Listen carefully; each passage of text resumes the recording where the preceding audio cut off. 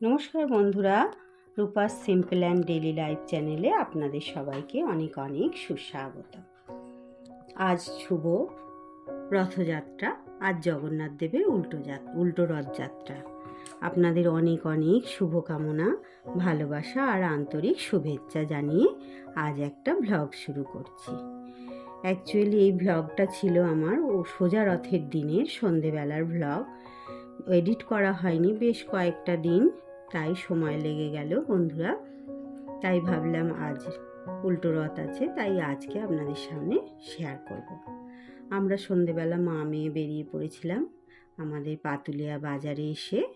এখানে একটা ওষুধের দোকান থেকে আমার কিছু ওষুধপত্র নেওয়ার ছিল। এই দোকানটা থেকেই আমরা সবসময় ওষুধপত্র কিনে থাকি, তাই কিছু ওষুধপত্র নেওয়ার ছিল। কিছু ওষুধপত্র এখান থেকে আমরা নিয়ে নিলাম, নিয়ে তারপর বেরিয়ে পড়লাম আমাদের পাতুলিয়া বাজার থেকে। বেশি দূর না আমরা যেখানে যাব। আজ অ্যাকচুয়ালি সেদিন বেরিয়েছিলাম, আমাদের হালখাতার নিমন্ত্রণ ছিল। আমাদের জুয়েলারি দোকানে সেদিন হালখাতা ছিল, তাই সন্ধেবেলা আমরা মা মেয়ে বেরিয়ে পড়েছিলাম। একটা রিক্সা ধরলাম, রিক্সা করে আমরা যাচ্ছি। আপনারা রহরা রামকৃষ্ণ মিশন বা রহরা খর্দার নাম শুনে থাকবেন। সেইখানে দোকানের সামনে আমরা চলে এসেছি। এখানে দেখুন আজকে কত লোক, যে রোজ প্রত্যেক দিন, এটা খর্দা স্টেশন রোড। এখানে এই রাস্তাটা প্রত্যেক দিনই এরকম জমজমাট থাকে, প্রচুর লোকজন থাকে। যাই হোক, আমরা মা মেয়ে দুজনে চলে এলাম। দোকানটা এইখানটা এই যে সাজানো রয়েছে, সুন্দর করে সাজানো ছিল, লাইটিং করা ছিল খুব সুন্দর। এর ভিতরে আমরা এলাম। এখানে আনলিমিটেড ফুচকা খাওয়ার ব্যবস্থা ছিল, হ্যাঁ, যে যত আর কোল্ড ড্রিঙ্কসের ব্যবস্থা ছিল। হঠাৎ শুনতে পেলাম হইচই, খুব গান বাজনার শব্দ, প্রচুর লোকের। দূর থেকে দেখতে পেলাম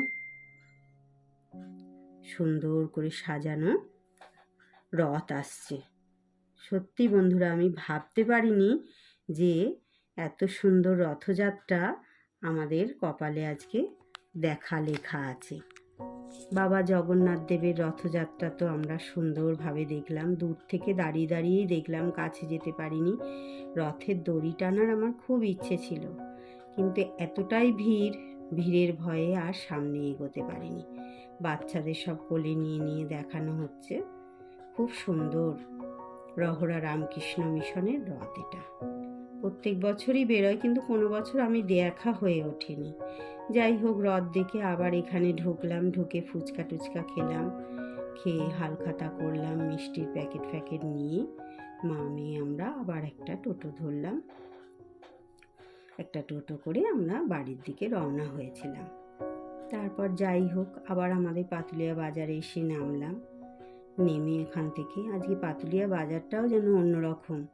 সন্ধেবেলা এখানে এরকম, আর দিনের বেলা এই রাস্তার দুদিকে প্রচুর সবজির দোকান বসে, মাছ বসে, ভেতরেও অনেকটা অংশ আছে। এখান থেকেই আমরা সবজি, মাছ, যা কিছু প্রয়োজনীয় জিনিসপত্র সব কিনে নিয়ে আমাদের বাড়ি থেকে এখানটা পায়ে হেঁটে 5-7 মিনিট লাগে, বেশি দূর না।